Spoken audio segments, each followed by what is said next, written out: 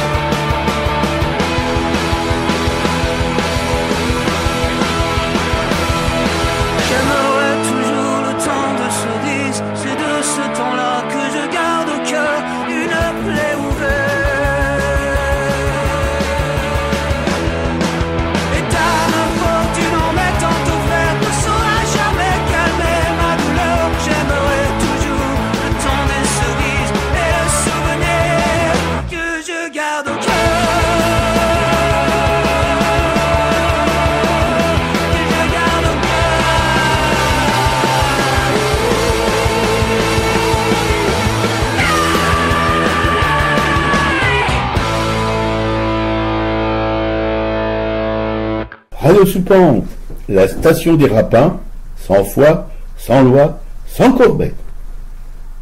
Le 11 décembre 2018, il fait frisquette, il y a du vent, bientôt l'hiver. Nous allons vous causer dans le poste lors d'une rediffusion de Germain de la Touche. Une rediffusion pourquoi? Eh bien, comme nous l'expliquions dans le papier que l'on met sur notre blog pour annoncer l'émission, nous vous expliquions donc que nous sommes allés vendredi au musée machin truc à la Halle Saint-Pierre. Comment s'appelle ce musée déjà? Oui, la Halle Saint-Pierre. La Halle Saint-Pierre, bah, oui, ce musée, déjà comment il s'appelle? C'est la Halle Saint-Pierre. Or, à la Halle Saint-Pierre, une grosse surprise nous attendait. Quand on monte nos cartes de presse, on dit ah non, maintenant c'est demi-tarif, même pour les cartes de presse. Alors on pose une question toute simple, pourquoi donc? Eh bien parce que on a baissé nos subventions et enfin, en quelque sorte ça veut dire on n'y arrive plus quoi sans les subventions. C'est la nouvelle politique tarifaire. Oui, c'est la nouvelle politique tarifaire.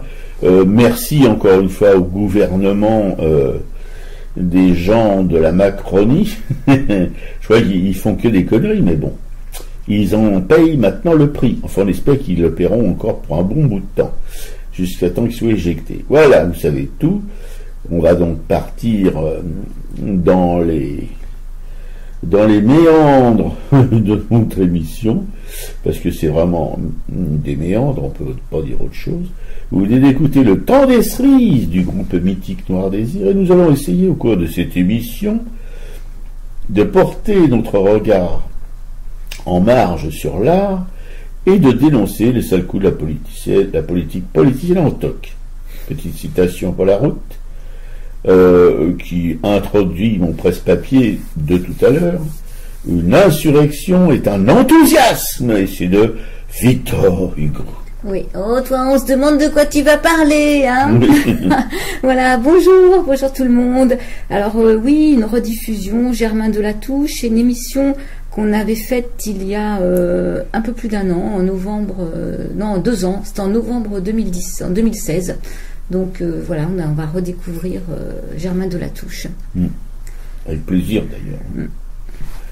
Alors vous pouvez toujours nous joindre sur le répondeur de Radio Soupente au 01 41 95 20 96 ou sur notre mail artracaille@orange.fr.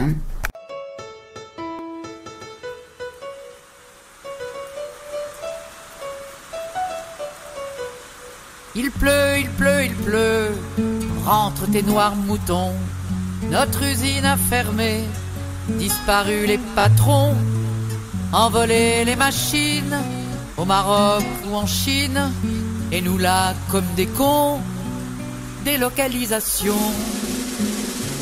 Tu as cherché à faire croire, et y en a qui t'ont cru, que tu serais le sauveur des pauvres et des exclus, qu'on allait en finir avec tout ce gâchis, qu'aucun loup n'entrerait plus dans la bergerie. Il pleut, il pleut, il pleut, voici venir l'orage. Il pleut, il pleut, il pleut, dégage, dégage, dégage, dégage. Tu as fait semblant d'entendre la colère et l'angoisse des métallos lorrains condamnés à la casse. Tu as baratiné aux quatre coins de France des milliers d'ouvriers sacrifiés d'avance, avec des jolis mots, égalité, justice, solidarité. Dans ton sac à malice, tu as soufflé des promesses sur les braises de l'espoir, mais tu les as trahis dès que tu as eu le pouvoir. Il pleut, il pleut, il pleut, et nous avons la rage. Il pleut, il pleut, il pleut, dégage, dégage, dégage, dégage. Des sans-droits, des sans-voix, des damnés de la terre, des Roms désignés comme boucs émissaires, des clandestins errants aux marches du Sacré-Cœur, aux gamins foudroyés dans un transformateur. Regarde là cette France que tu as méprisée, celle des sans-papiers, précaires, handicapés, celle des suicidés, harcelés au turbin, forcés de trimer plus pour gagner toujours moins. Il pleut, il pleut, il pleut, tu peux plier tes bagages. Il pleut, il pleut, il pleut, dégage, dégage, dégage, dégage. Allez, ils s'en aillent tous, rentre tes noirs moutons, tes éminences grises et tes voyous patrons, les gardiens de ton ordre, les faillots de ta cour et les écrivaillons qui pondent tes discours. Ô ministres zélés, sinistres exécutants, ni oubli ni pardon pour la chasse aux enfants. À bas les lois racistes, à bas les circulaires, les contrôles aux faciès pour remplir votre charter. Il pleut, il pleut, il pleut, il n'y aura pas de rattrapage. Il pleut, il pleut, il pleut, dégage, dégage, dégage, dégage. Remballe ton triple A, ta dette et tes marchés, ta bourse et tes traders, tes parachutes dorés. Nous avons rêvé qu'un autre monde est possible, et nous n'acceptons pas d'être des invisibles.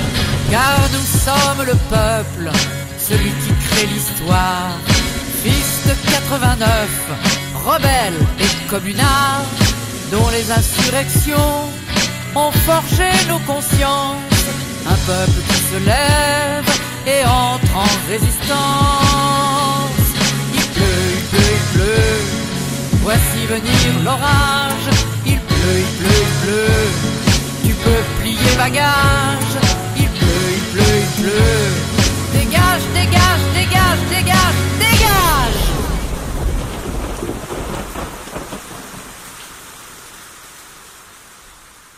Voilà, dégage, dégage, dégage, interprété par Dominique Grange. On a l'impression que la chanson a été écrite il y a 3 semaines. Oh oui, même, je dirais, même cette semaine. C'est sur Radio Support, vous avez de la chance quand même d'écouter une radio super permettre. La voix des Arapines, des Rapins, 100 fois, sans loi et sans courbette, émission à racaille, qui va consacrer aujourd'hui son temps de parole artistique à Germain Delatouche, un graveur, mais alors, un graveur sur bois, attention, pas un graveur sur lino, quoique ils ont tout à fait ma considération, qui est aussi peintre et qui est aussi dessinateur. Il a surtout peint des vieilles rues de Paris. Voilà, il habitait, lui, il a eu son atelier à la butte aux Cailles. Ça vous parle pas, la butte aux Cailles? Ben, il faut y aller quand vous êtes, si vous êtes parigot, vous n'êtes jamais allé à la butte aux Cailles, vous pouvez y aller, il y a des beaux restes. Et puis, enfin oui, il y a des beaux restes quand même, voilà. C'est dans le 13e, c'est un petit coin assez sympa du vieux Paris. L'insurrection. Quand le gouvernement viole les droits du peuple, l'insurrection est pour le peuple, et pour chaque portion du peuple, le plus sacré des droits et le plus indispensable des devoirs. Et voilà la coupure. Ça cause à cette heure insurrectionnelle. Mais ne rigolez pas trop, la Constitution de 1793, qui bottait le cul à celle de 1789, n'a jamais été appliquée pour cause de décès prématurés.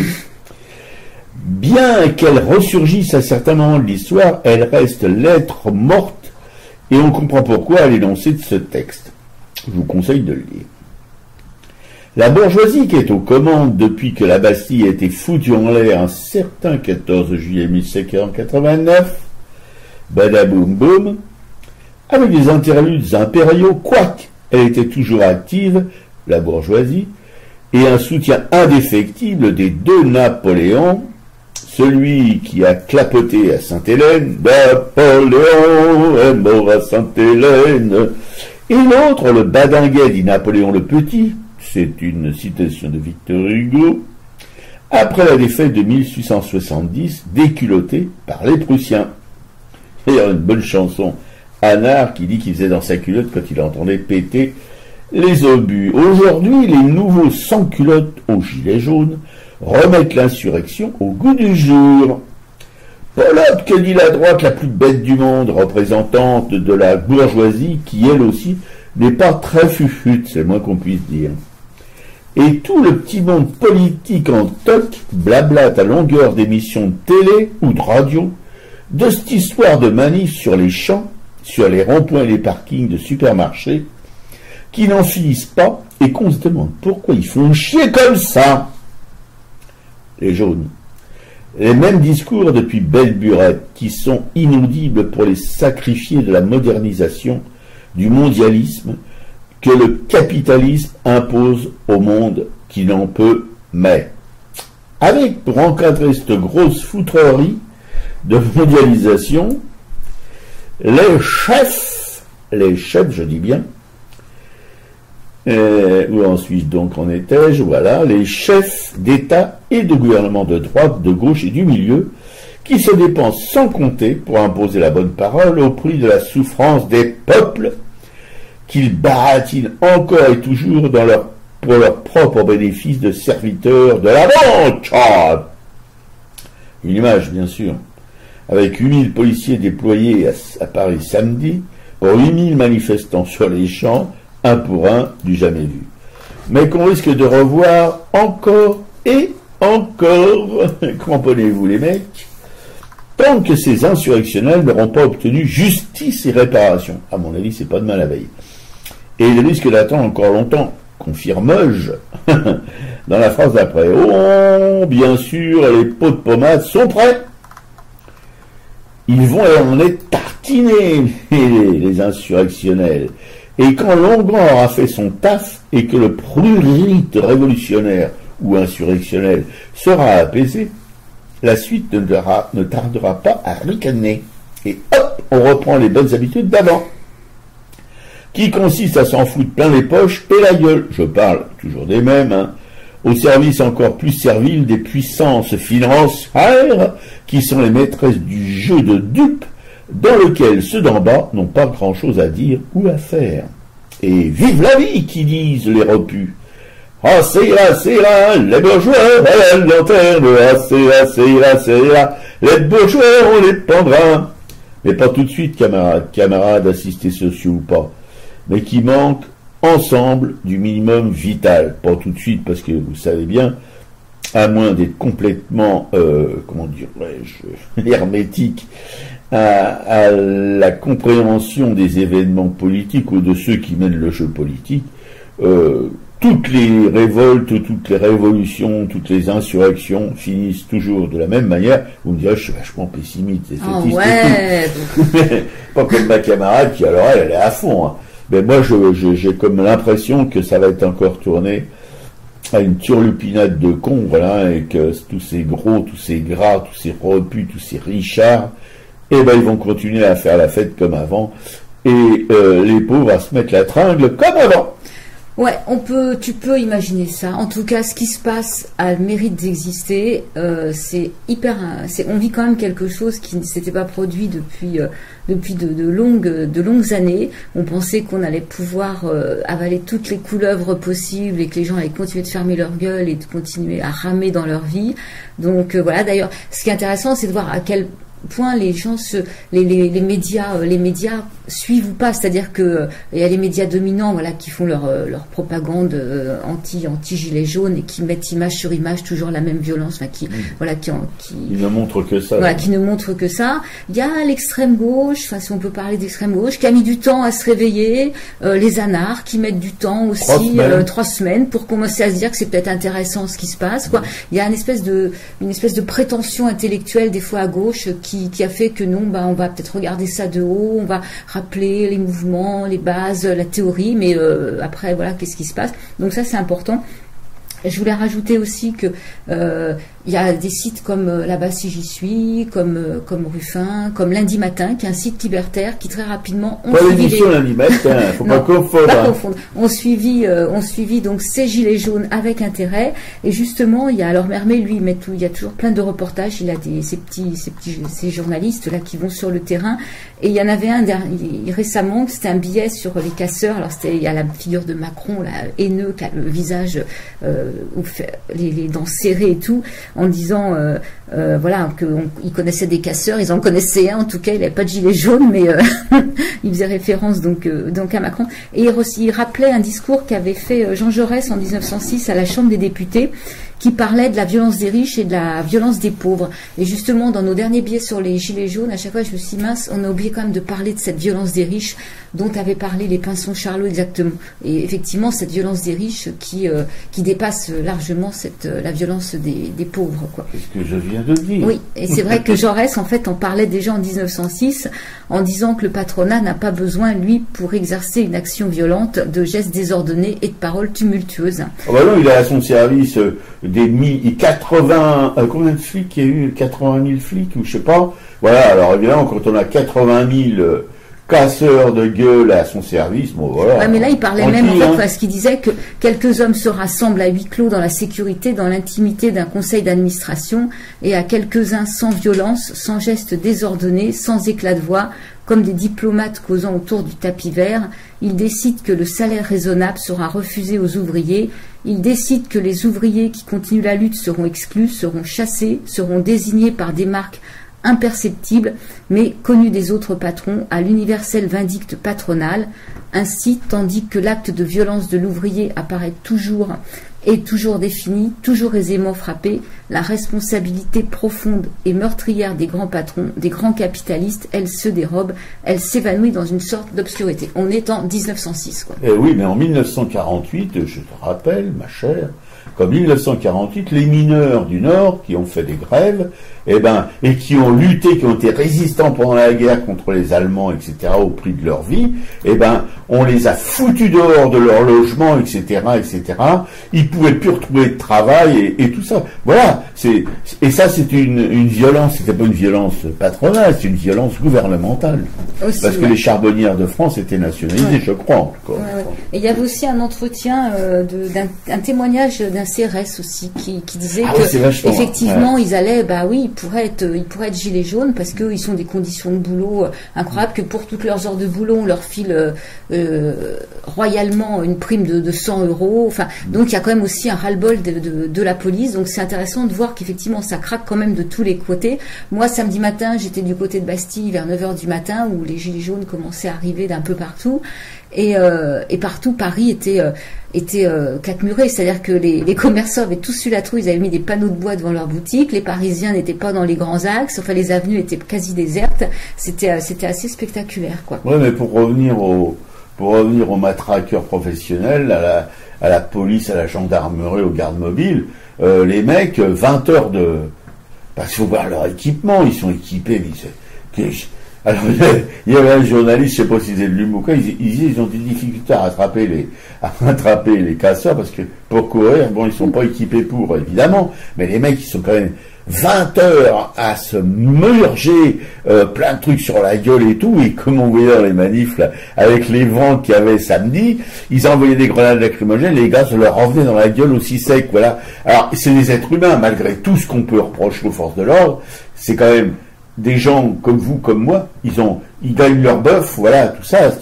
C'est souvent des gens qui sortent de milieux populaires. Ouais, mais là, justement, celui qui était interviewé sortait pas de milieu populaire. Il avait un discours, il avait une quarantaine d'années, il avait un discours plutôt posé, plutôt réfléchi. Parce qu'il y a des gens dans les CRS qui sortent pas de milieu populaire. Apparemment, là, je sais pas d'où il venait, mais il avait pas le discours d'un milieu populaire, en tout cas. Et donc, en fait, il mettait en garde, parce qu'effectivement, ce qu'il faut au bout d'un moment, c'est que ces forces de l'ordre arrêtent de faire les rôles de forces de l'ordre. Pour un CRS, il a plusieurs potes avec lui qui sont pris en photo de dos, mais quand même, je trouve que on peut leur rendre un certain hommage, mais c'est même pas une goutte d'eau dans une mer de gros caca, quoi, voilà. Ouais. Alors ce que je peux rajouter aussi, c'est que j'ai lu là que ils avaient arrêté Julien Coupat. Alors quand j'ai lu ça, je me dis ça c'est ils en sortent pas. C'est-à-dire que Julien Coupat, qui a quand même été relaxé, il a été arrêté dans sa voiture du côté des Buttes-Chaumont. Ils ont trouvé un gilet jaune dans sa voiture. Tout le monde doit avoir un gilet jaune dans sa voiture parce que c'est obligatoire. Ouais. Et ils ont trouvé un masque et des bombes de peinture. En vue de quoi on doit être arrêté parce qu'on a un masque et des bombes de peinture dans sa voiture. Ah oui, parce que les taggeurs, alors c'est des s'ils taguent dans des zones autorisées, comme d'habitude, ils font que des choses autorisées, les taggeurs. Ouais, non. Donc Julien Coupat, il y a quelque chose qui leur est resté au travers de la gorge. J'ai l'impression qu'il fallait sûrement qu'ils le suivent parce que pour savoir qu'il était à cet endroit-là. Évidemment, il doit être surveillé parce qu'ils essaient de le prendre en faute parce qu'ils ont une ardoise. de conneries ils ont été complètement ridiculisés en montant un dossier bidon contre ce gamin, voilà, oui, pour moi tous les mecs qui ont au moins de 70 ans sont des gamins. Non, non mais en même temps, alors j'ai entendu un journaliste, je vous donnerai pas son nom parce que je suis pas une balance, mais qui est plutôt con et plutôt c'est un des chiens de garde, vous savez, de la République qui va au dîner de cons là, un samedi soir tous les ans du côté des Champs. Et lui, il a l'air de se réveiller. Nous sommes dans un état policier, hein. Et oui, on est dans un état policier, Michou.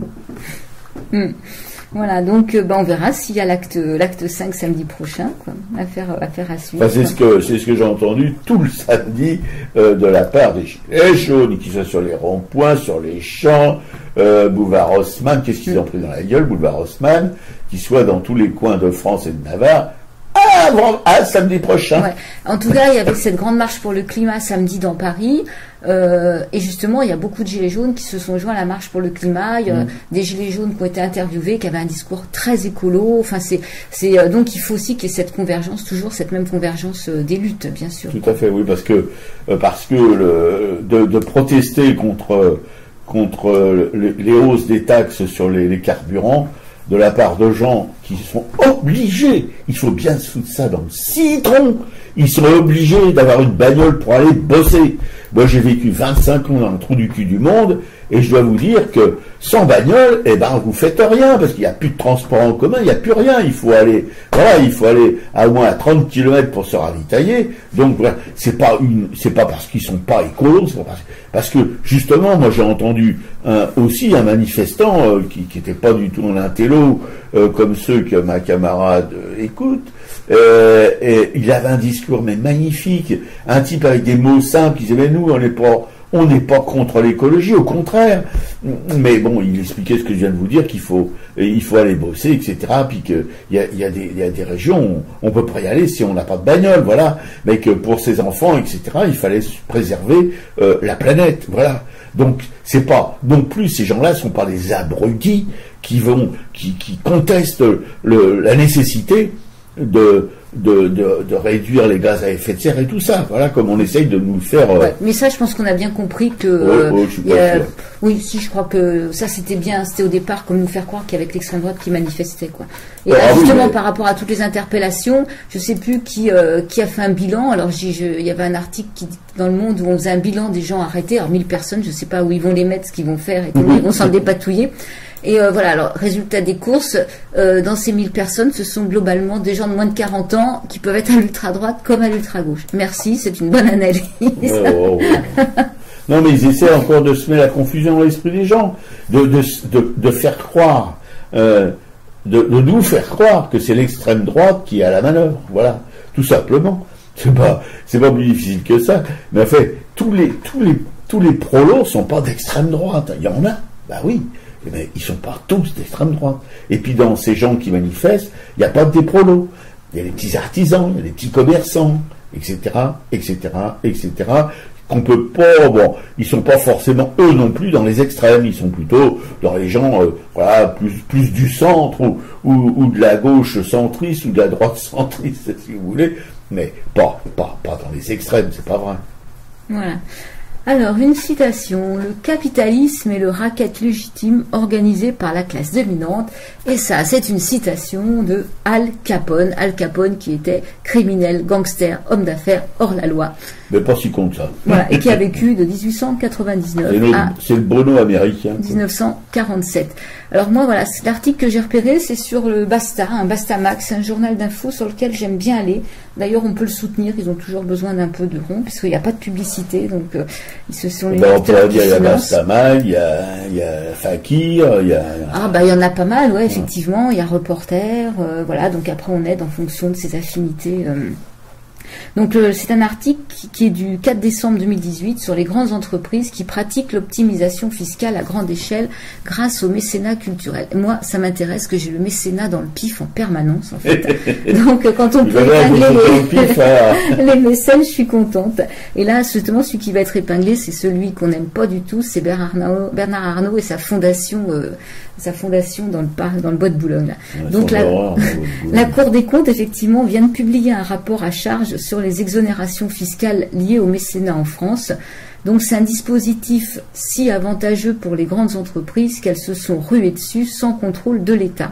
Et particulièrement visée, donc cette fondation Louis Vuitton, qui a été voulue donc par Bernard Arnault, PDG de LVMH, et qui a permis au groupe d'économiser quand même 518 millions d'euros d'impôts dans des conditions plutôt contestées. Une vétille pour...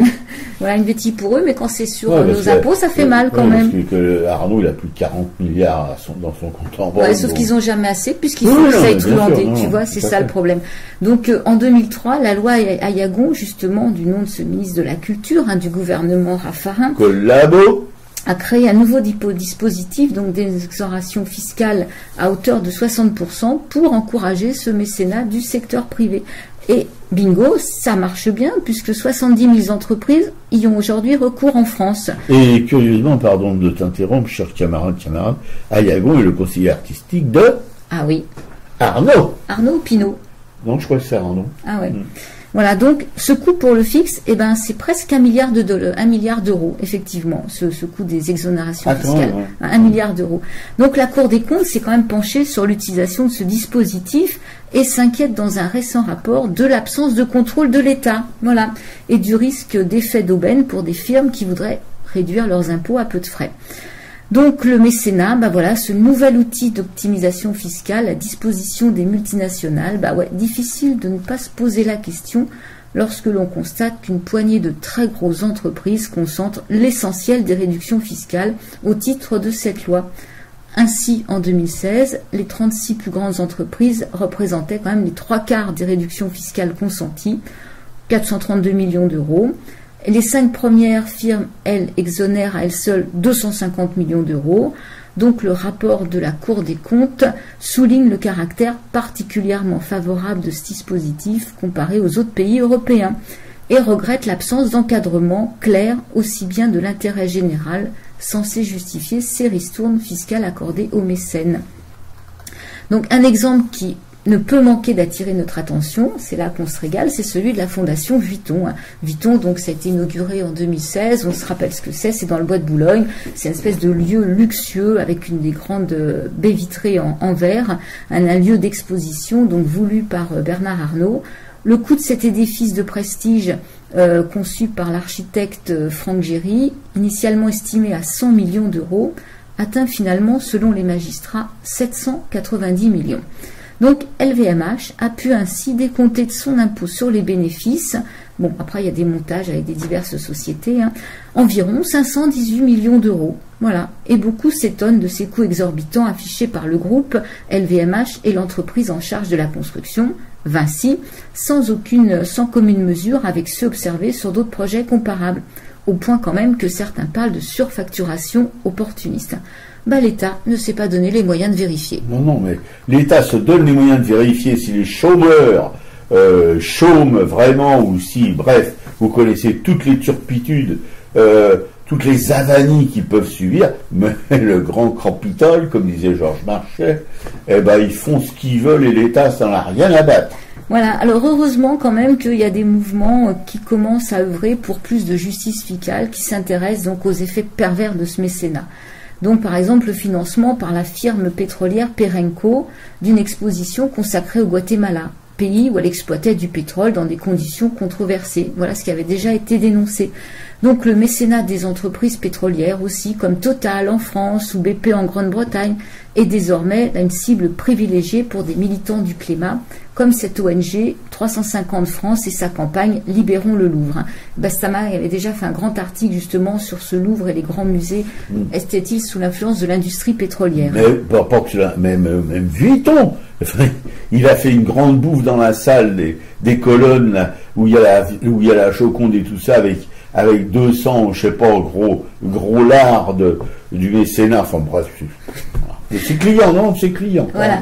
Donc là, en fait, quand on parle de Vuitton, effectivement, ils disent que ce qui est significatif, c'est que le PDG de LVMH là, a clairement conçu cette fondation comme une dépense somptuaire. Alors voilà ce qu'il déclare, parce qu'ils n'ont pas froid aux yeux. Il a voulu faire un cadeau à la France. Bah oui. Voilà. C'est un cadeau financé en fait quand même à 60% par l'État. Oui. Donc ce multimilliardaire en fait fait une démonstration de puissance tout en dénonçant, parce qu'ils n'ont pas froid aux yeux non plus, le carcan administrativo-juridique du ministère de la Culture. Un carcan administrativo-juridique dont son groupe a quand même cherché à tirer parti pour réduire son ardoise fiscale. Heureusement que des associations comme le Front républicain d'intervention contre la corruption, le FRIC, donc viennent de déposer plainte pour escroquerie, blanchiment de fausses fiscales contre le groupe et son dirigeant. Donc ça fait quand même plaisir, quoi. Oui, parce que les rapports de la Cour des comptes sont purement consultatifs, mais ça peut pas induire forcément un procès. Là, par contre, s'il y a des associations de particuliers qui portent plainte avec ce que vient de dire ma camarade, là c'est un peu plus sérieux quand même. Ouais, non, c'est important. C'est en fait c'est comme la brigade anticorps. Je crois que c'est les mêmes que la brigade anticorps. Lorsque là il y avait un autre article justement sur est-ce que les musées appartiennent aux industries pétrolières. Donc je vais pas relire tout l'article, mais en fait il y a eu des actions quand même. Il y a eu des actions quand même en Angleterre et au Louvre qui ont quand même porté leurs fruits. Par exemple, BP s'est retiré quand même en Grande-Bretagne de son mécénat parce que ça, il y avait quand même des actions, il y a des gens qui ont fait des performances dans les musées, donc il y a quand même eu du résultat, quoi. Donc là, espérons qu'il y ait quand même quelque chose qui se passe, parce qu'il y en a marre qu'il n'y ait pas de justice, quand même. Ou alors que quelque chose se passe, parce que ma camarade va devenir intenable. Et quand elle est intenable, je vous assure qu'elle est intenable. Voilà.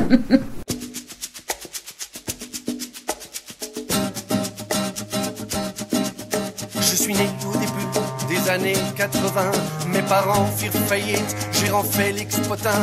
Quand à la fin des repas, je disais que j'avais faim, on me disait mange ta main et garde l'autre pour demain. J'ai jamais bien compris ce que me disait ma mère. Une main ça nourrit pas, y a que de la peau et des nerfs. C'est pour ça qu'aujourd'hui j'ai trouvé mieux à faire. Pour résoudre ce problème d'apport alimentaire, je bouffe un riche, je bouffe un riche, je bouffe un riche, et je garde l'autre pour demain. Bien sûr, vous allez me dire que tout ça n'est pas très sain, ils sont tous gros et gras, pour mon cœur c'est pas bien.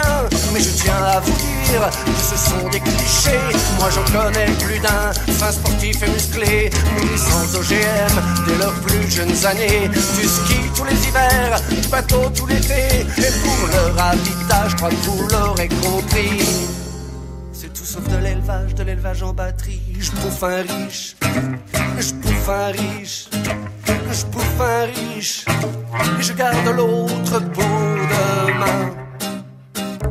Je bouffe un riche, je bouffe un riche, je bouffe un riche, et je garde les autres pour la fin. J'ai grandi à l'époque des restaurants du cœur, il n'y avait plus du bois, d'exploités, d'exploiteurs, on était des exclus, va trouver l'exclueur, tout ça c'était de notre faute, on était des losers, fallait savoir se vendre, devenir des winners, c'est la loi de la jungle, tu gagnes si t'es un tueur, c'est pour ça qu'aujourd'hui j'ai plus faim, j'ai plus peur, quand vient l'heure du repas, je souris de bon cœur, je bouffe un riche, je bouffe un riche, je bouffe un riche, et je garde l'autre pour demain. Je bouffe un riche, je bouffe un riche, je bouffe un riche, et je garde les autres pour la fin. Si toi aussi tu peines à payer ton loyer, faire tes courses pour la semaine, ou prendre des congés, si tu sais pas quoi faire pour sauver la planète, si tu as des ulcères quand tu penses aux Fouquettes, si tu veux rendre service aux enfants qui suivront, alors vas-y mon gars, c'est l'heure du gueuleton. Si tu n'as plus de dents parce que ça coûte trop cher, fais-le cuire en hachis avec des pommes de terre, mais bouffe un riche, bouffe un riche, bouffe un riche, et garde l'autre pour demain. Bouffe un riche, bouffe un riche, bouffe un riche, et garde les autres pour la fin. Bouffe un riche, bouffe un riche, bouffe un riche, et garde les autres pour demain. Bouffe un riche, bouffe un riche, bouffe un riche, et garde les autres pour la fin. Bouffe un riche. Je bouffe un riche par le groupe L'Arabia. C'est bien de bouffer les riches. On vous a parlé la semaine dernière de Maloute. Et ben dans Maloute aussi on bouffe pas mal de riches. Mais on les bouffe vraiment, hein. Et puis en plus sans les faire cuire. Hein. Voilà.